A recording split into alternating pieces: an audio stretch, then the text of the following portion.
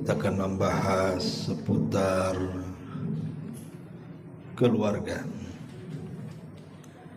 Karena Islam itu agama yang sangat sempurna dan paripurna.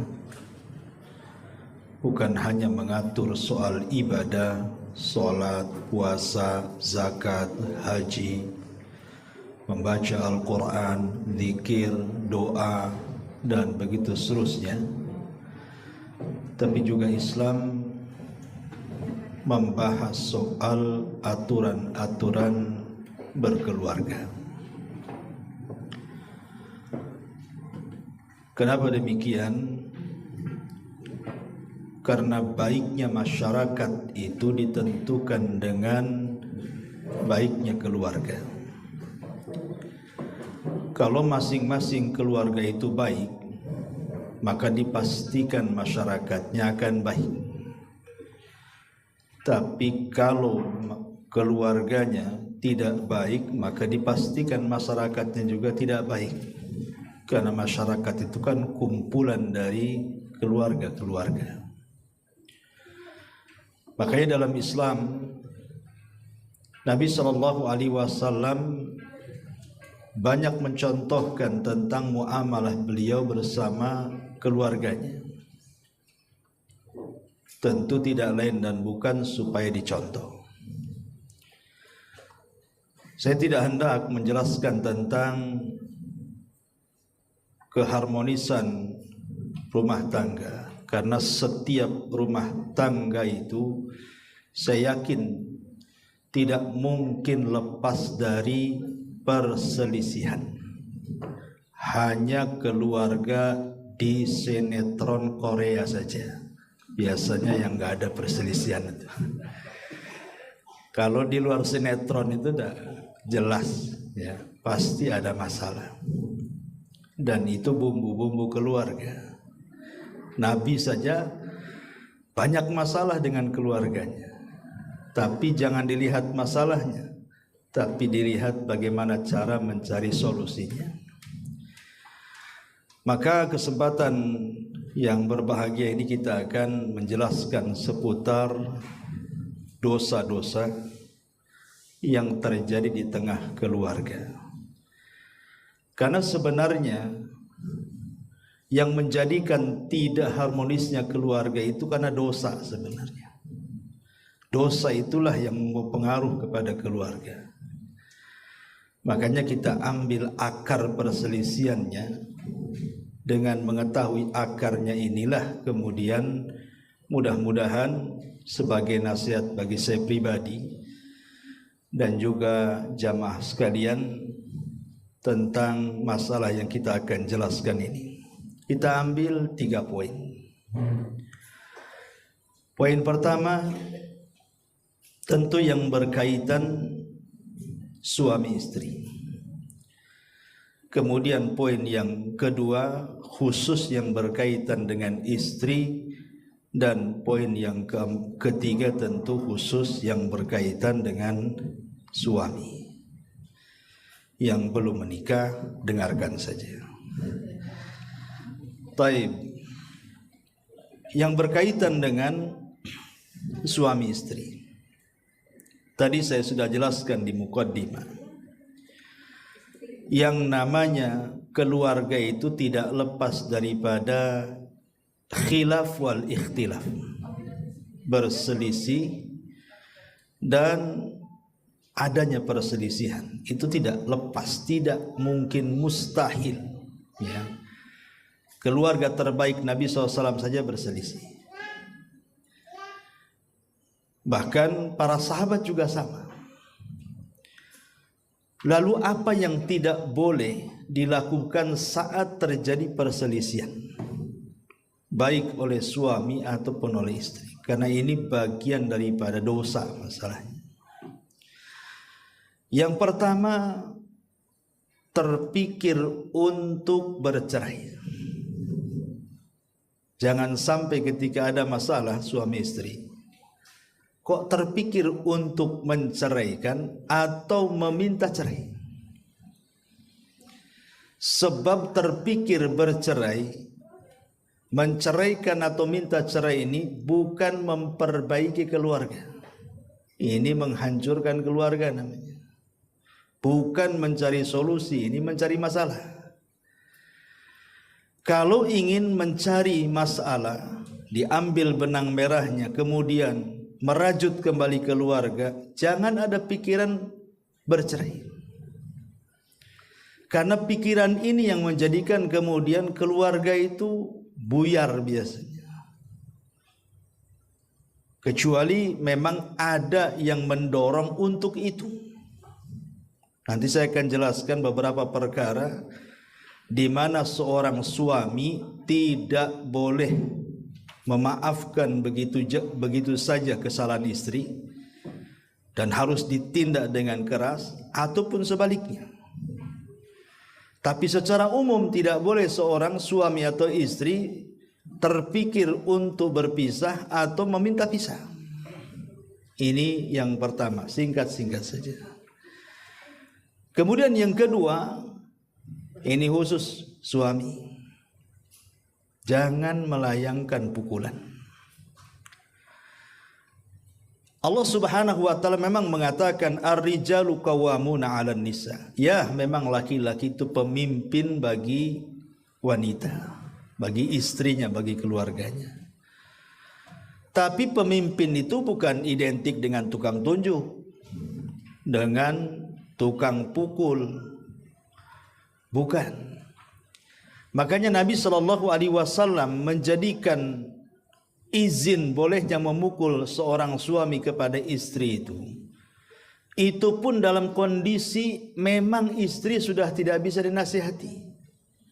Pamannya istri melakukan nusuz, kesalahan, penyelewengan, perselingkuhan, kemudian suami menasihati tak bisa, pisah ranjang makin senang, maka boleh itu memukul sebagai tanda bahwa dia sudah tidak bisa mentolerir lagi. Artinya sudah bukan jodohnya. Itu pun kata Rasul, dzarban ghaira mubarri, pukulan yang tidak ada bekas. Karena biasanya umumnya nih di masyarakat, suami kalau mukul istri itu jarang memukul daerah paha, daerah pantat, jarang. Apalagi kakinya. Biasanya kalau mukul mesti wajah tuh. Sasarannya pasti wajah. Tidak mungkin sedikitlah yang mukul selain wajah. Padahal kehormatan seorang wanita itu ada di wajah.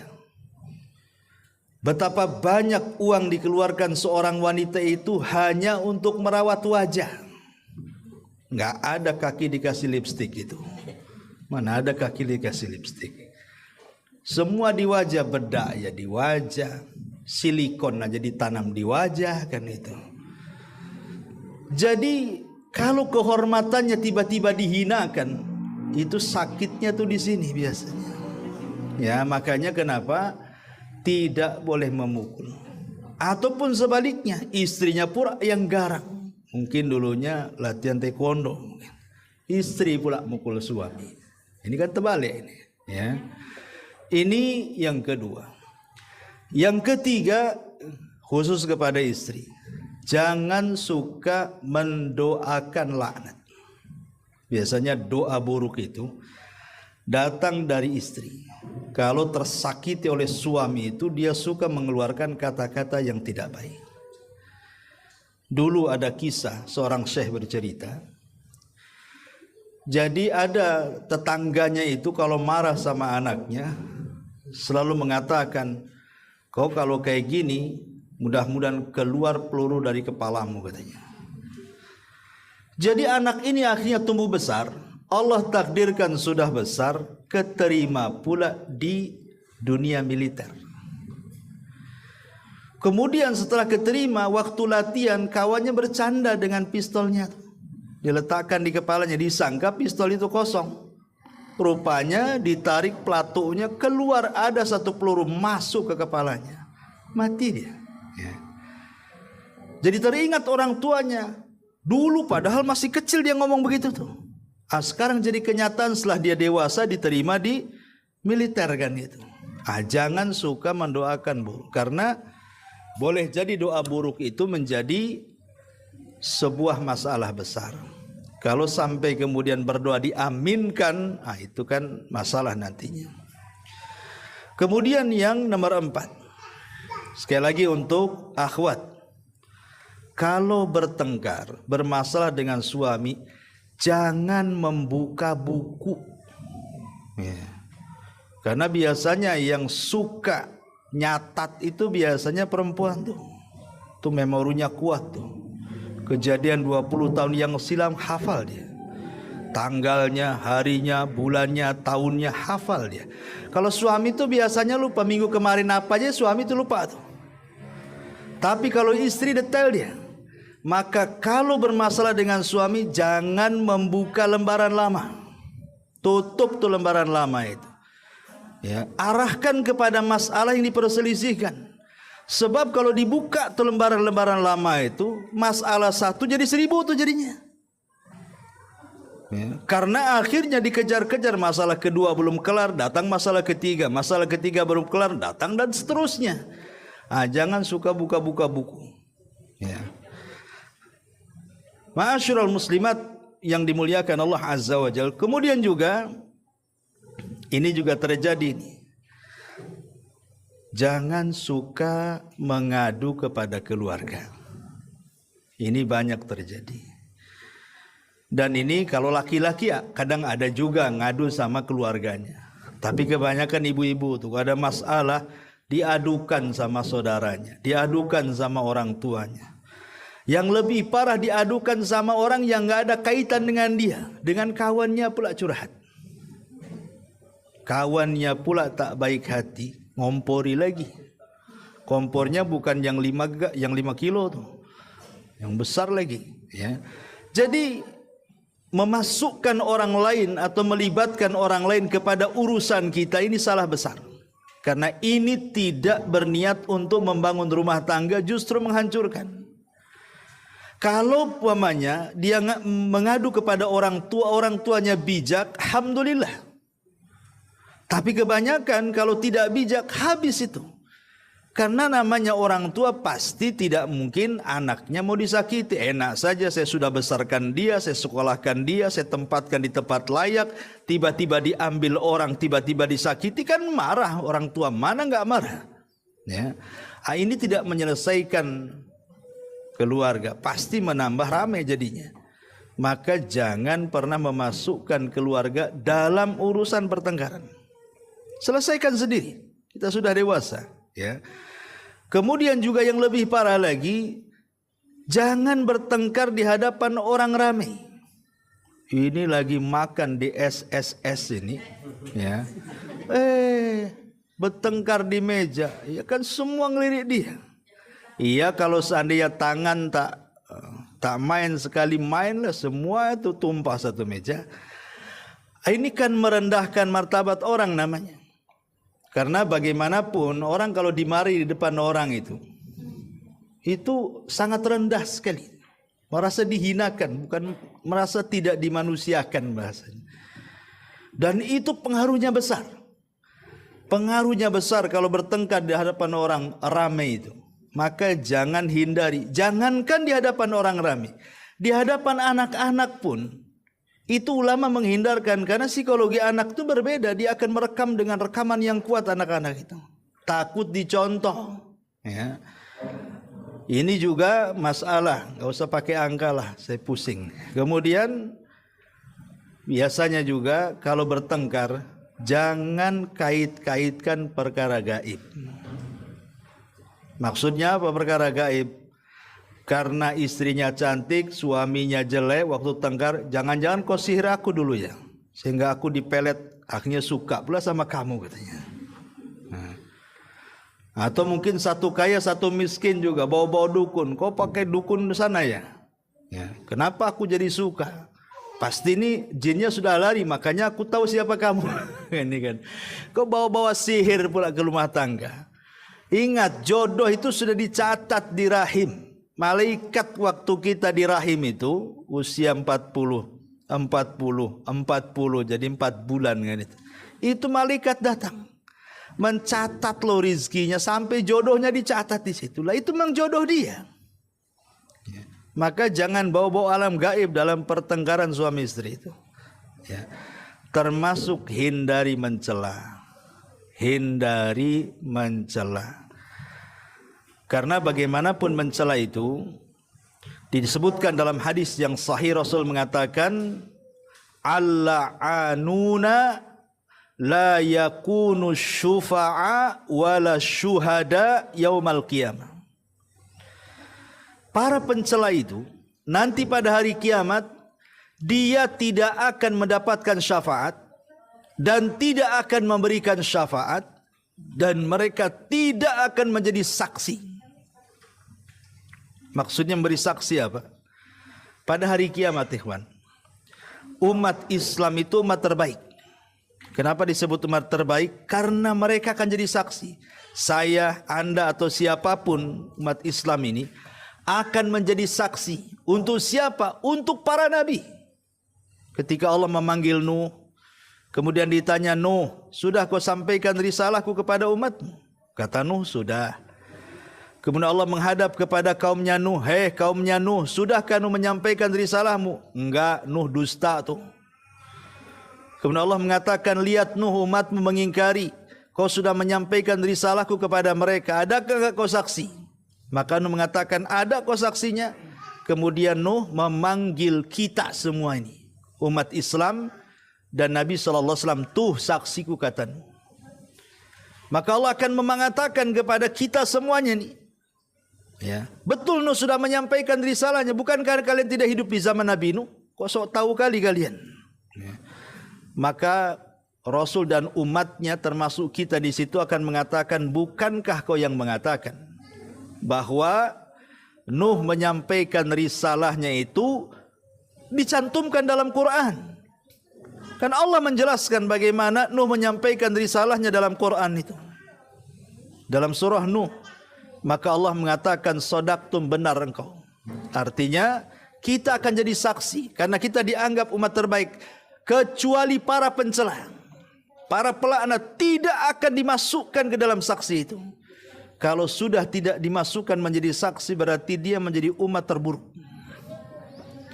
Bahkan yang lebih parah, dia tidak mendapatkan syafaat. Padahal pada hari kiamat itu, syafaat yang paling penting itulah keselamatan kita.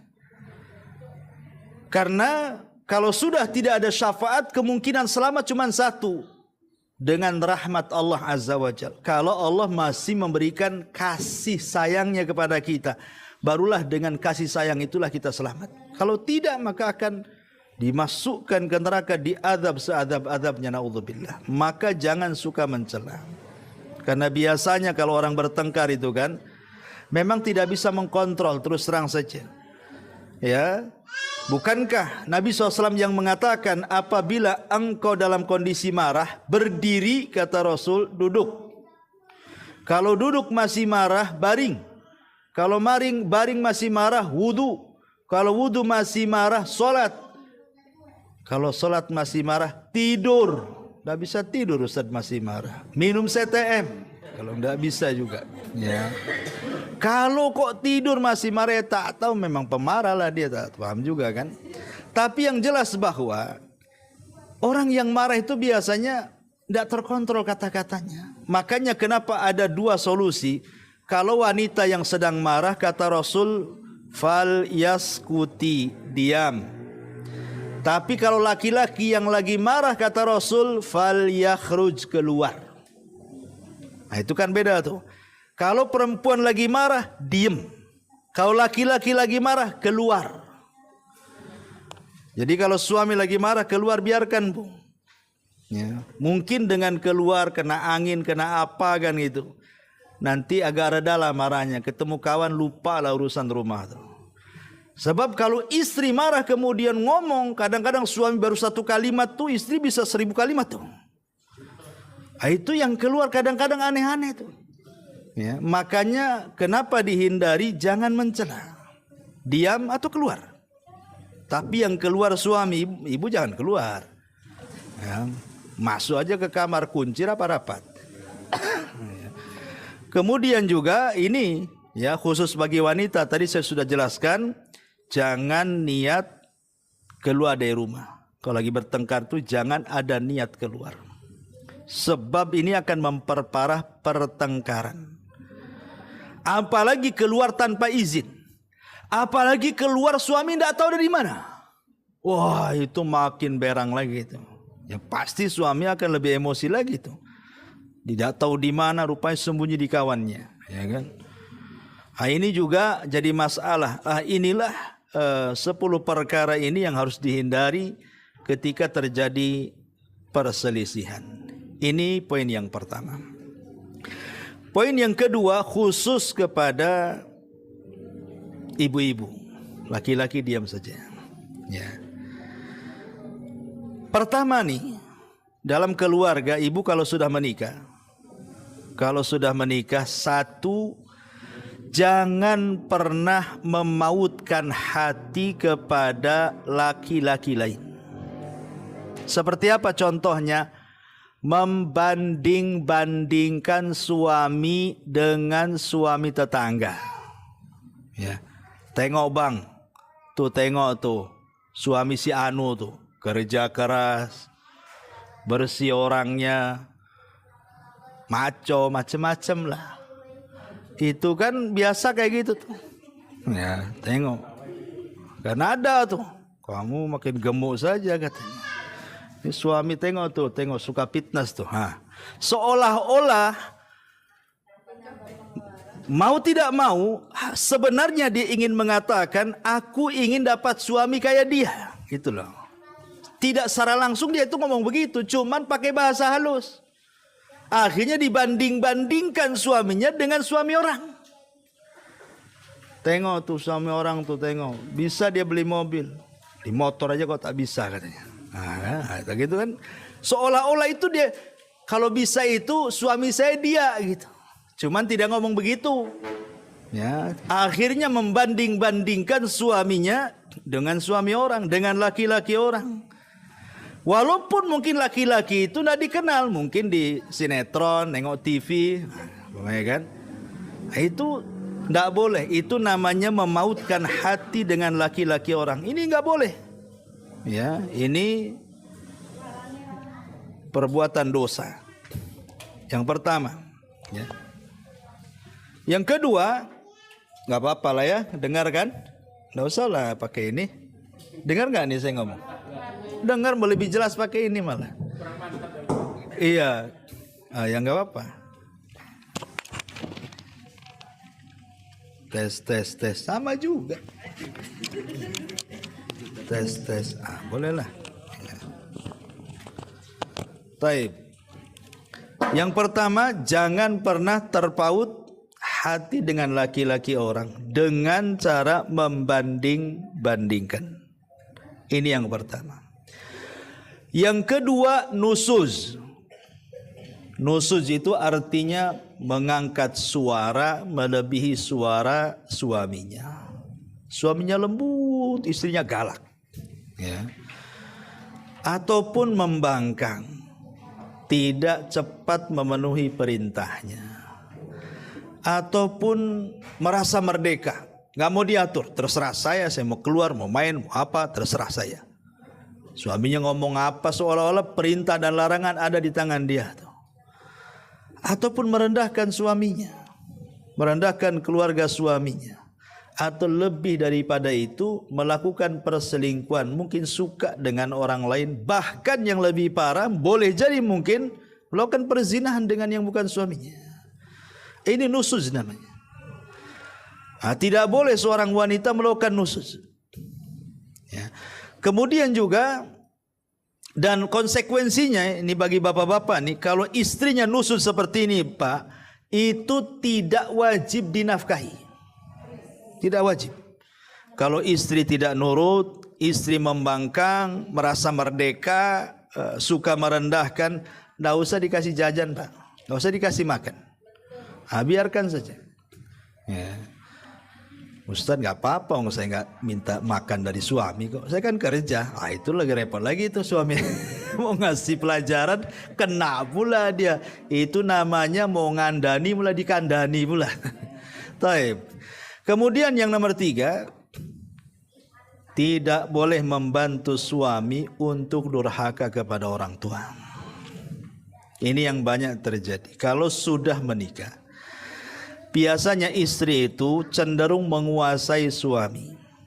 Tidak boleh melakukan kebaikan kepada ibunya. Saya pernah ditelepon oleh orang tua, menangis jadi-jadinya orang tua itu. Kenapa? Karena dilarang berhubungan dengan anaknya karena istrinya melarang. Dilarang sama istrinya. Ya, gimana minta solusinya? Minta dinasihati itu. Ini durhaka. Istri itu nomor 2, suami itu ke orang tua nomor 1. Harusnya istri itu berbuat baik kepada orang tua suami sebagai bakti dia kepada suaminya. Dorong suaminya. Karena kalau suami berbakti kepada orang tua, itu menjadi berkah bagi istrinya. Sebab ketika suami sayang sama orang tuanya, berarti dia akan sayang sama keluarganya. Kalau kemudian dipisahkan hubungan suami dengan ibunya, kemudian dijauhkan dari kasih sayang, satu hari nanti, maka dia tidak akan sayang dengan istrinya. Bahkan boleh jadi anak-anaknya juga akan sama melakukan hal yang sama dengan dia kepada orang tua suaminya. Jadi ketika dia nanti punya anak, anaknya sudah menikah, kita ditelantarkan nanti. Itulah yang disabdakan Nabi SAW, tabarru aba'akum tabarrukum abna'ukum. Berbuat baiklah kepada orang tua kalian, nanti anak-anak kalian berbuat baik kepada kalian. Jadi ada hukum karma di sini. Kama tadi nutudan, kata ulama, sebagaimana engkau bermuamalah buruk, nanti akan ada orang yang berbuat buruk kepadamu. Anak-anak kita. Jadi pengaruhnya besar nih. Kalau seandainya istri membantu suami durhaka kepada orang tua, yang ada dorong kalau suaminya tidak baik dengan orang tuanya, suruh baik. Ini malah senang. Ya, ini atau yang lebih parah malah dikompori pula. Naudzubillah. Ini yang nomor 3. Yang nomor 4. Ini juga sering terjadi at-taftish. Taftish itu artinya suka meriksa rahasia-rahasia. Dompet. Itu jelas tuh kan. Ngirim informan kan itu. Atau taruh GPS pula di kaki dia, kemana melangkah kan itu. Kalau sekarang handphone biasanya. Ya, handphone. Ini apalagi dunia handphone ini paling banyak merusak keluarga. Ini kadang-kadang istri ini ada yang mungkin tak tahu ya istilah kesehatannya itu. Kadang-kadang sama suami ini kadang-kadang pertanyaannya banyak kali. Ya. Dari mana bang? Sama siapa? Kok lama? Ya. Tadi makan apa? Ngapain saja? Di mana? Itu semua tuh ditanya. Ini gimana ceritanya ini? Ini kepo namanya bu. Ya, kayak polisi nanya-nanya kayak tersangka aja jadi. Kan gitu ya. Jangan ibu gantikan Raqib Atid. Itu kerjanya Raqib Atid itu. Ibu jangan jadi Raqib Atid ya. Kewajiban ibu itu kalau sudah nampak suami kok beda ini ya, kok lain, kok dingin. Es aja nggak sedingin ini gitu. Itu kewajiban ibu ketuk pintu langit. Berdirilah tengah malam sepertiga malam itu, berdoa kepada Allah, minta hidayah supaya suaminya dirubah sama Allah. Karena kalau ibu umpamanya makin mencari tahu, itu tidak menyelesaikan masalah. Mungkin ibu niatnya baik, mau menjaga suami, mau menjaga keluarga, sebenarnya itu menambah sakit hati itu. Ya. Jadi yang sudah sakit ketika tahu makin sakit hati. Jadi bukan makin selesai urusannya, makin sakit hati lagi. Jadi sudahlah, ya. Kalau memang Allah sudah takdirkan seperti itu, berdoa kepada Allah, minta kepada suaminya dirubah. Kalau makin dicari gitu kan. Kita tidak mengingkari ada suami itu yang kurang ajar, Bu. Banyak, bukan ada lagi. Suami itu yang kurang ajar gitu, memang melakukan hubungan dengan perempuan. Banyak, kita tidak mengingkari permasalahan itu. Tetapi kan di situ kita cari solusi. Sebab kalau kita terus mentaptis gitu ya, menjadi raqib atidnya suami gitu, ini bukan menyelesaikan masalah, justru akan semakin sakit, ujungnya stroke, Bu. Ya, ibu jadi stroke nantinya kan, mungkin darah tinggi, tensi naik jadinya kan. Nah, sudahlah, serahkan kepada Allah. Ya, karena bagaimanapun yang nama dosa itu wala taziru waziratun wizra ukhra. Dosa itu akan dipikul masing-masing. Namanya keluarga itu sorganya sendiri-sendiri. Ada yang suaminya masuk sorga, istrinya masuk neraka. Ada yang sebaliknya, istrinya masuk sorga, sebaliknya juga suami masuk neraka, dan begitu seterusnya. Nah, tapi kan kewajiban istri bagaimana? Ya cari waktu-waktu menasihati, berdoa, karena doa itu silahul mukmin. Ini juga mau alasan apapun tidak diperbolehkan. Mau alasan cinta, mau alasan sayang, mau alasan itu bukan. Ya, itu akan tambah sakit. Yang sakit bukan suami, ibu yang makin sakit. Ya. Ya. Kemudian yang nomor 4, yang nomor 5, tidak boleh ini menyingkap rahasia khusus keluarga. Jangan, Bu ya. Jangan cerita kawannya gaji suaminya. Jangan cerita sama kawannya keperkasaan suaminya. Jangan cerita kawannya soal mungkin adat-adat kebiasaan suaminya yang buruk. Suami saya itu aduh susah bangun. Nah, jangan, itu kan membuka aib suaminya. Ya, yang satunya, oh masih mending suamimu bangun jam 4. Saya suaminya bangun jam 7, yang lain ngantuk, saya jam 10. Wah, ini kan jadi tasalsul akhirnya kan. Nah, jadi walaupun hanya kebiasaan-kebiasaan buruk jangan diceritakan, apalagi sampai kepada urusan ranjang. Karena ada hadis yang mengatakan, inna min asyarrin nas indallah, sesungguhnya seburuk-buruk manusia di sisi Allah Subhanahu wa taala yaumal qiyamah, pada hari kiamat, ar-rajulu yufdi ila imraatihi wa tufdi ilaihi summa yanshuru sirraha. Seorang suami menyebarkan keburukan istrinya, atau istri menyebarkan keburukan suami kemudian disebar ke halayak orang. Yang lebih parah pula curhat di medsos dia. Suaminya sudah nyakiti dia, curhat di medsos. Ya. Nah, ini bahaya, jangan, karena ini dosa besar. Kemudian yang nomor 6, jangan suka memuji wanita lain depan suami, Bu. Jangan. Mau ngomong, bi, tengok cantik kali dia. Lah, berarti kan dia nggak cantik. Dia mengakui dia nggak cantik kan gitu ya. Karena dia memuji kecantikan orang, maknanya dia nggak cantik, nggak layak untuk suaminya. Tidak boleh menceritakan habis dari kondangan sana sini ceritalah kawan-kawannya tentang kecantikannya, kemolekannya, kekurusannya, macam-macamnya semua diceritakan. Ya, yang gendutnya, yang kurusnya, yang tingginya, yang pendeknya, kayak penjahit ngukur, tahu dia ukurannya sekian loh. Ya, jangan menceritakan soal wanita lain, apapun ceritanya. Ya, jangan. Ini yang nomor 6. Yang nomor 7, jangan sampai menjauh dari ranjang atau kamar kalau masalahnya tidak terlalu besar. Kan ada perselisihan ringan, ada perselisihan besar. Kalau hanya perselisihan ringan, jangan sampai menjadikan kemudian seorang istri menolak ajakan suami. Atau masalah-masalah sepele lah, mungkin ibu capek habis ngepel, habis masak, habis nyuci, capek, tengah malam suami pengen, alasan nanti ajalah, capek saya, besok ajalah. Nah, apalagi tengok ATB ndak nyala, besok ndak bisa tidur, kita nggak bisa mandi jinabah katanya, gara-gara ATB nggak nyala.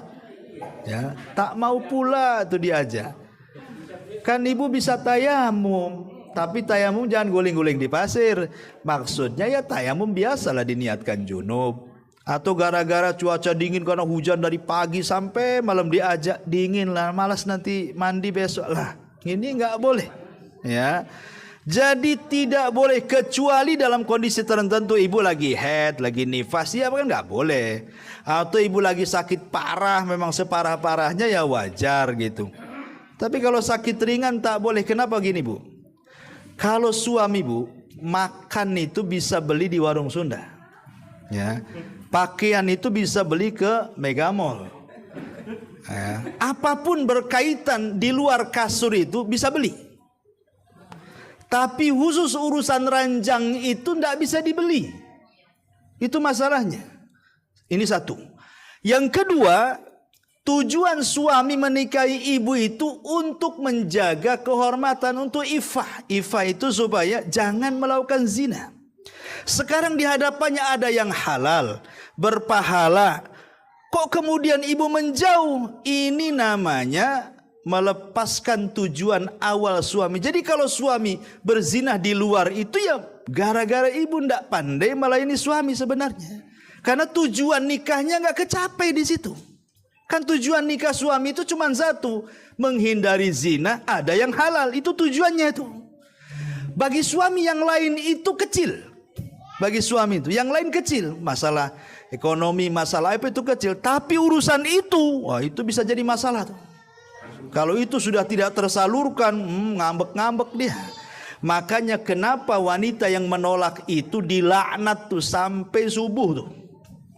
Ya, karena keinginan suami yang merupakan tujuan nikah tertolak, disitulah malaikat ikut marah. Suami marah, malaikat ikut marah. Kata Rasul dalam sebuah hadis, idza da'ar rajulu imra'atahu fata'ba la'anat hal malaikatu hatta tusbiha. Ya, apabila seorang suami meminta kepada istri kok ditolak-tolak dengan macam-macam alasan, maka dilaknat sampai subuh. Kalau meninggal, aduh naudzubillah, meninggal di atas laknat tuh. Ya. Jadi jangan cari-cari alasan. Dingin, sekarang sudah ada kompor. Apa yang mau didinginkan lagi? Ya kan? Apalagi ada pemanas, ATB ndak nyala, ada tayamum, bisa tayamum, nggak ada masalah. Ya, tayamum lebih enak lagi, cepat lagi. Kalau tayamum kan, ya, ya ndak mungkin juga gedor pintu tetangga minta air, tetangga pun sama-sama juga mati TTB-nya, kan gitu ya kan. Kecuali ibu belakangnya ada kolam lah, tinggal jegur di situ. Tapi intinya kan ini juga masalah juga. Jangan sampai menjauh dari ranjang gara-gara masalah sepele. Kemudian yang nomor 8. Jangan suka mengambil harta suami tanpa izin. Ya. Lihat dompet aja jangan, apalagi buka. Apalagi ngambil yang merah pula. Nah, gitu. Ingat bahwa sebaik apapun niat istri ngambil harta suami, anggaplah untuk sedekah, ngasih fakir miskin, ngasih anak yatim. Tapi kalau caranya mengambil tanpa izin, itu namanya nyuri. Ibu jadi Robin Hood itu namanya. Robin Hood itu kan itu, nyuri untuk orang susah. Itu kurang lebih dengan Robin Hood itu jadinya. Ya. Jangan jadi Robin Hood tuh. Ya. Minta izin baik-baik. Kalau dikasih alhamdulillah, enggak ya sudah, niat ibu mau sedekah sudah ditulis pahalanya. Nah, itu ya yang harus dipahami. Kecuali kalau suaminya bakhil, pelit, apalagi ya kikir, dekil, semuanya lah masuk tuh. Buntut kasiran tuh apa tuh ya. Pokoknya kalau memang kondisi seperti itu dibolehkan, karena di zaman Rasul ada kasusnya. Hindun bin Abi Sufyan itu datang kepada Rasul, suami saya ini rajulun sakhi, orangnya pelit, pelit-pelitnya. Ya. Boleh nggak kalau saya mengambil hartanya untuk saya dan anak saya? Katanya. Kata Rasul, boleh, tapi sekedar yang wajib saja. Sekedar yang wajib saja. Umpamanya berapalah satu hari makan, berapa satu hari untuk anaknya, itu aja diambil. Jangan pula dikuras ATM-nya semuanya. Itu ngerampok namanya kan itu ya. Maka ini harus dipahami, jangan baik ngomong baik-baik izin ya, kecuali kalau kikir suaminya ya. Kemudian juga jangan Tadi saya katakan jangan meminta cerai. Ya, jangan suka dikit-dikit minta cerai. Taib. Ini juga perkara-perkara yang harus dihindari oleh istri kepada suami. Nomor 9 ya. Oh ya, nomor 10. Ya, tidak boleh seorang istri mudah mengeluarkan perasaan, karena kan cobalah istri itu memang walaupun secara tabiat istri itu suka mengikuti perasaan, tapi kan sudah tahu jangan sesekali kemudian mengingkari kebaikan suami, karena memang inilah sisi kekurangan istri. Sisi kekurangan istri itu biasanya dia tidak memandang kebaikan suami, walaupun kebaikan suami itu banyak sekali, gara-gara satu masalah hilang semua. Memang begitu, ya. Dan itu karena luapan perasaan, tidak memandang kebaikan. Walaupun 1 tahun suaminya berbuat baik, itu gara-gara satu SMS itu bisa jungkir balik dunia akhirat. Itu memang begitu. Ini jangan suka ngikut-ngikuti perasaan. Ya, perasaan yang baik ikuti, kalau yang tidak baik jangan. Ini yang nomor terakhir dari kesalahan-kesalahan istri kepada suami. Taib. Kemudian sekarang poin yang ketiga. Kesalahan suami. Bapak-bapak, 1, tidak memberikan nafkah. Ingat, istri itu dia dirawat baik-baik sama keluarganya, dibesarkan, dikasih makan yang baik, dikasih tempat yang baik. Sudah besar kalian ambil pula. Dulu dia dikasih makan baik, sekarang tak dikasih makan. Asal-asalan si tempe, tahu tempe tuh. Itu kalau di pondok namanya nahu sorop tuh. Nahu sorop tuh. Kalau tempe itu si nahu sorop aja katanya makannya. Ya, jadi kasih yang bergizi, kasih nafkah yang baik. Ya. Kasih makan, kasih tempat tinggal. Ya, nafkah itu berkaitan dengan makan, tempat tinggal, kesehatan, pakaian. Itu 4 disebut nafkah namanya. Ini harus dipenuhi, ya. Baik lahir ataupun batin. Kemudian yang nomor 2, tidak memberikan keamanan kepada perasaan istri. Suami dijadikan suami itu supaya istri merasa aman. Berarti kan ada security yang menjaga dia. Mungkin kalau badan iyalah, tapi yang lebih daripada itu, keamanan hati itu harus lebih. Karena ada suami itu yang suka nakut-nakuti istri. Dengan cara apa? Saya mau kawin lagi lah. Saya mau kalau gini saya mau kawin lagi aja lah. Itu nakut-nakuti itu. Kok kawin lah, ngapain nakut-nakuti? Ya, jangan suka nakut-nakuti dengan cara ya saya akan ceraikan, saya akan usir, saya akan kawin lagi, pokoknya macam-macam lah bahasanya. Jangan suka nakut-nakuti. Ya, kasih keamanan. Kalau mau kawin jangan bilang-bilang, gitu maksudnya. Itu. Jadi intinya bahwa jangan suka menakut-nakuti, karena itu bentuk tidak memberikan keamanan. Jadilah pengaman bagi badan dan perasaan istri. Ini kedua. Yang ketiga, tidak memberikan tempat tinggal yang layak. Seperti umpamanya dicampurkan dengan keluarga, dicampurkan dengan ibunya, dengan bapaknya. Ini akan jadi muskilah. Ya, tanggung jawab istri, terutama pengantin baru kan gitu. Kan masih ngikut orang tuanya tuh. Bolehlah pertama kali memang ngikut orang tuanya, tapi sebisa mungkin ada limit batas waktu. Kalau bisa keluar, entah sewa 1 kamar dulu. Insya Allah nanti lama-lama akan bisa beli rumah kok. Kita semua dulu tidak punya rumah, setelah menikah lama-lama punya rumah, kaya, dicukupi kehidupannya. Karena itu memang jaminan Allah bagi orang sudah menikah. Sebab kalau masih hidup sama orang tua itu pasti masalah. Ya, berikan kekuasaan, punya dapur sendiri, kamar sendiri, ruang tamu sendiri, teras sendiri. Itu kebanggaan seorang istri itu, walaupun hanya nyewa. Ya, ini juga yang nomor 3. Yang nomor 4, kadang-kadang ada seorang suami memaksa istrinya untuk melayani keluarganya. Gak boleh dipaksa. Istri itu berbuat baik kepada keluarga kita laki-laki itu karena dia berbuat baik kepada kita, kepada suami. Makanya dia berbuat baik kepada keluarga kita. Jangan suka maksa. Tolong rawat bapak saya, tolong rawat ibu saya. Kalau enggak saya ceraikan. Nah, itu gimana ceritanya? Ya. Maka tidak boleh memaksa-maksa supaya berbuat baik sama keluarganya. Karena itu sudah kewajiban memang istri itu berbuat baik sama keluarga suami. Karena dalam bentuk berbuat baik kepada suami. Tapi suami jangan kemudian ngancam-ngancam. Nah, ini ada juga yang terjadi seperti itu.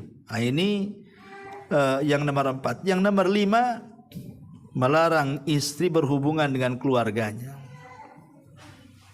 Pamannya istrinya mau datang ke keluarganya tak boleh. Nelpon sama ini nggak usah, habisin pulsa aja katanya. Nah, pulsa pula disalahkan. Ya. Jadi kadang-kadang melarang istri berhubungan baik dengan keluarganya ini bagian daripada memutus silaturahim. Jangan berdalil, hak saya lebih dibandingkan orang tuamu. Jangan begitu. Ini bukan dalil. Ya, memang kewajiban istri yang pertama kali suami, tapi suami kemudian jangan sok merasa karena dia nomor 1 melarang-larang istri berbuat baik sama keluarganya, apalagi dia jadi durhaka lagi. Oh, naudzubillah. Nah, maka ini juga tidak boleh dilakukan seorang suami. Yang nomor 6, ya, tadi sudah saya jelaskan secara khusus memukul, tidak boleh. Marah-marah, memukul tidak boleh. Kemudian yang nomor 8, nomor 7, nomor 5, nomor 6. Ini yang mana satu nih? Iya. Nomor 7 Bu. Ibu nih kadang-kadang apa saya kurang keras atau ibu yang budak saya tidak tahu. Tapi yang jelas nomor 7 lah ya. Iya. Kemudian memaksa urusan ranjang tetapi dalam hal-hal yang diharamkan. Tidak boleh. Istri lagi haid dipaksa, ya. Istri lagi nifas dipaksa, istri lagi sakit parah dipaksa. Yang harusnya kan dihindari. Ada cara-cara lain kan itu. Memaksa dalam kondisi ataupun berhubungan dari naudzubillah dari duburnya, ya. Dan begitu seterusnya seperti homo, maka ini lebih parah lagi, tidak boleh. Kemudian juga yang nomor 8, menggantung tanpa mencerai. Ada suami istri kalau bertengkar nih, ya, istrinya itu udah mau pisah, tapi suami tak mau. Pada jelas-jelas itu suami sudah tidak bertanggung jawab, kurang ajar, suka mukul, suka marah, menghina dan begitu seterusnya. Nggak tahan nih si istri ini. Dia mau keluar dari iblis bahasanya gitu ya. Tapi si suami tak mau dibiarin aja. Digantung. Nggak boleh. Menggantung anak orang itu nggak boleh. Kalau kita sudah tidak sanggup berbuat baik kepada mereka, lepas saja. Biar dia cari kehidupan yang layak untuk dia. Karena perceraian itu bukan berarti akhir segalanya. Bisa saja memang sudah ditakdirkan. Ini juga ini kezaliman masalahnya. Menggantungkan tanpa mencerai itu. Kemudian yang nomor 9, ini juga sama. Tidak boleh seorang suami itu membanding-bandingkan istri dengan istri orang. Tengok tuh istri tetangga itu rajin, kok malas sekali. Seolah-olah suami mengatakan kalau bisa istri saya itu yang sana. Kau itu bagusnya jadi istrinya orang sana. Kesannya kan begitu, bolak-balik. Nah, itu juga kurang lebih seperti itu. Ini kemudian juga kebiasaan suami jangan suka mencela. Ya, ini juga masuk. Taib. Sekarang poin-poin yang penting. Ada kesalahan-kesalahan istri. Suami tidak boleh mentolerir. Suami harus tegas. Ya, bisa kepada taraf menceraikan atau yang menasihati dengan tegas. Jangan cemen bahasanya. membiarkan istrinya seperti itu, dimaafkan, biarkan, kasihan. Bukan begitu. Itu tidak ada ingkar kemungkaran dalam keluarga. Jadi ada kesalahan-kesalahan istri itu fatal, jangan dibiarkan. Nasihati, kerasi, kalau perlu ceraikan juga. Ya, tapi tentu ini bukan solusi ya. Kalau masih bisa nasihati, nasihati. Kalau tidak bisa ya mau diapakan lagi? Karena wanita seperti itu tidak layak dirawat. Masalahnya, ya. Apa saja tuh kesalahan-kesalahan istri yang tidak bisa ditolerir itu? Pertama, kalau istri berkhianat dalam agama. Kalau istri berkhianat dalam agama, tidak sholat, tidak mau sholat istrinya. Ini kan berkhianat dalam agama. Suruh sholat tak mau. Ataupun mungkin lisannya menghina Allah, menghina Rasul, menghina ayat-ayatnya. Atau menghina syariat Allah. Ini istri kufur kayak gini nih. Suami jangan diam saja. Sayang Ustaz, mau diceraikan, cantik pula katanya. Nanti kalau saya ceraikan dapat pula yang jelek katanya. Ini urusan agama. Jangan memandang dia cantik, dia baik. Nah, kalau sudah dia khianat dalam agama, harus tegas. Nasihati. Kalau tidak bisa nasihati, orang seperti ini diceraikan saja. Masa hidup sama orang yang kafir, macam mana pula? Menghina Allah, menghina ayat, ini bisa kufur, keluar dari Islam. Berarti Anda serumah dengan wanita kafirah kalau begitu. Ini bahaya. Nggak bisa ditolerir. Kalau punya istri kayak gini, tegas. Ya, ini yang pertama. Ya. Yang kedua, tadi pamannya istri menyamakan kita suami itu dengan suami orang. Ini harus tegas ini. Ya, karena kalau dibiarkan ini akan melunjak tuh.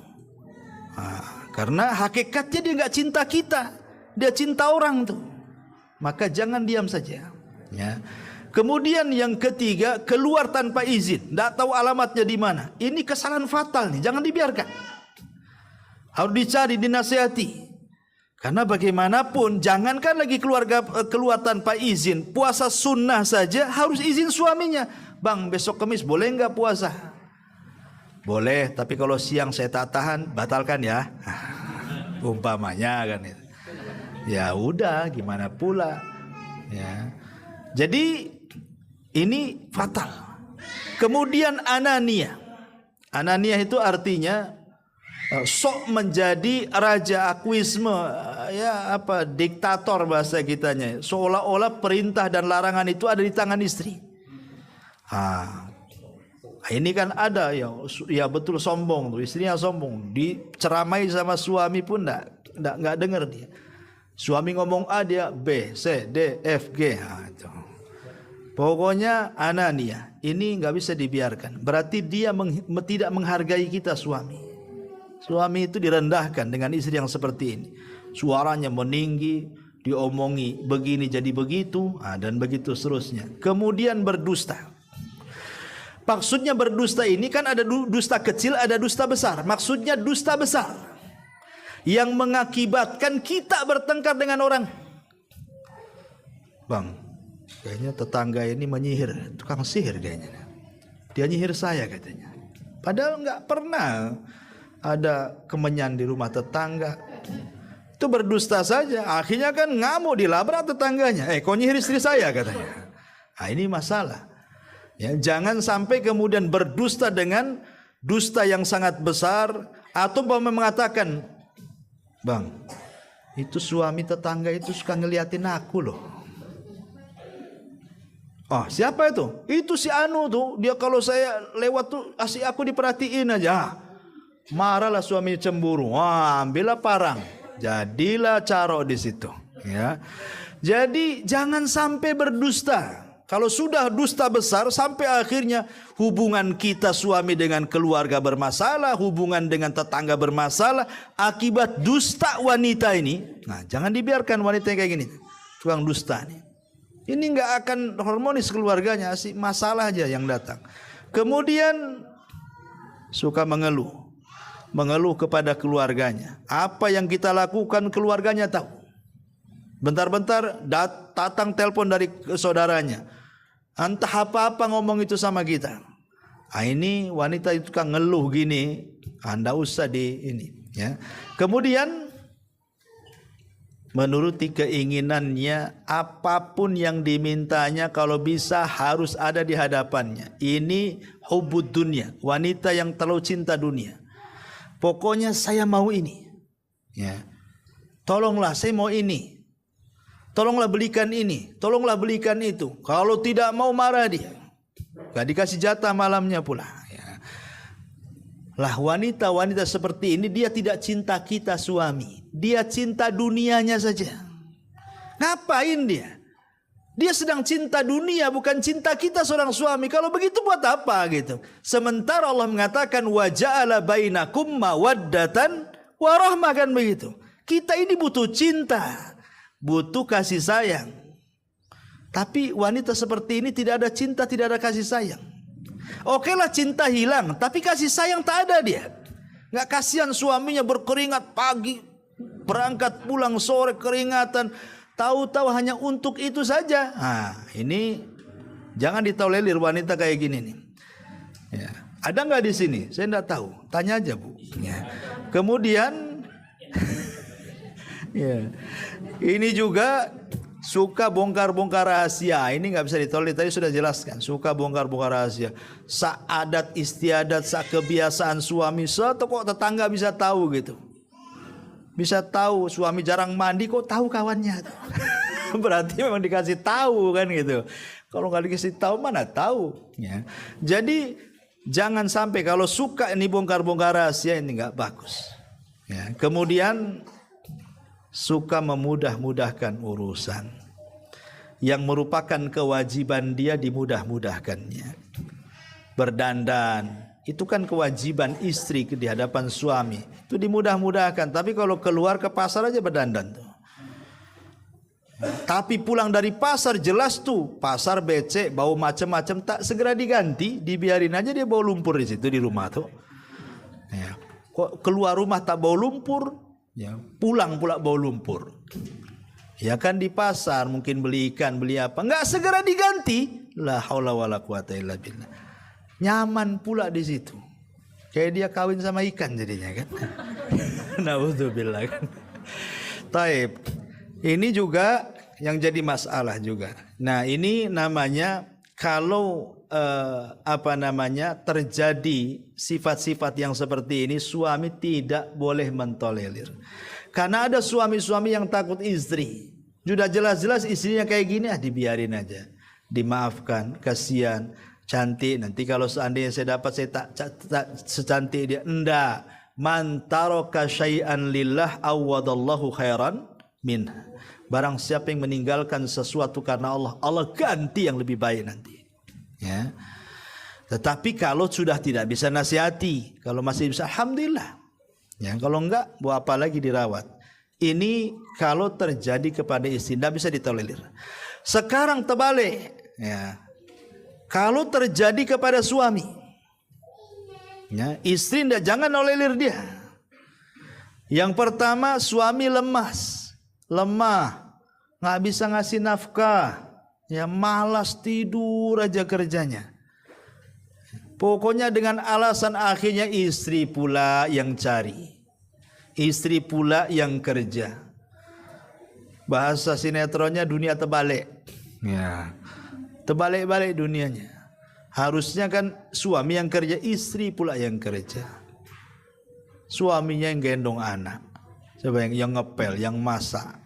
Ya. Itu ada istri itu yang nggak punya akal, malah senang itu.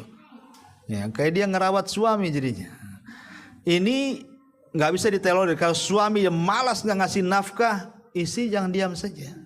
Karena bukan kewajiban istri keluar rumah mencari nafkah. Karena fitnah wanita keluar itu besar. Kalau fitnah laki-laki keluar kecil. Kalau fitnah perempuan ini keluar dia besar dia fitnahnya. Macam-macam fitnah yang akan dihadapi apalagi zaman sekarang. Ya, maka jangan ditolerir nih. Yang kedua, suami yang suka menghina-hina.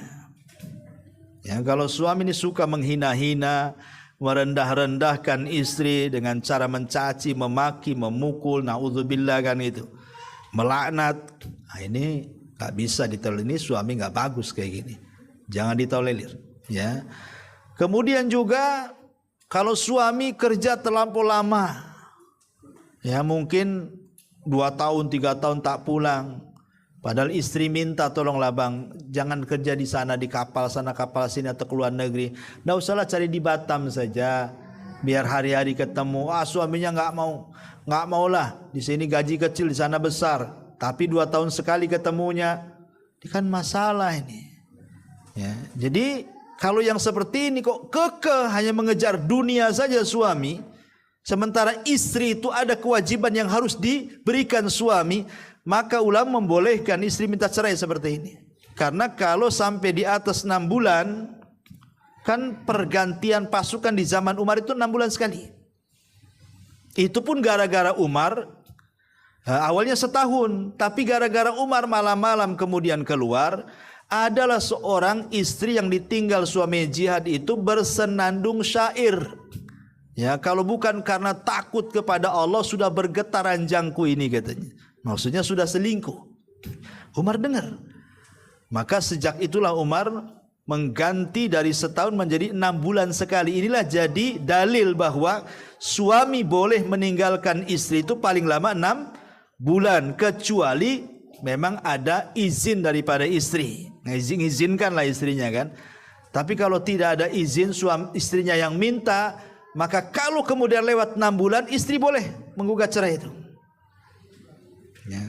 Karena suami membiarkan istrinya tersiksa, dibiarkan dia untuk selingkuh jadinya.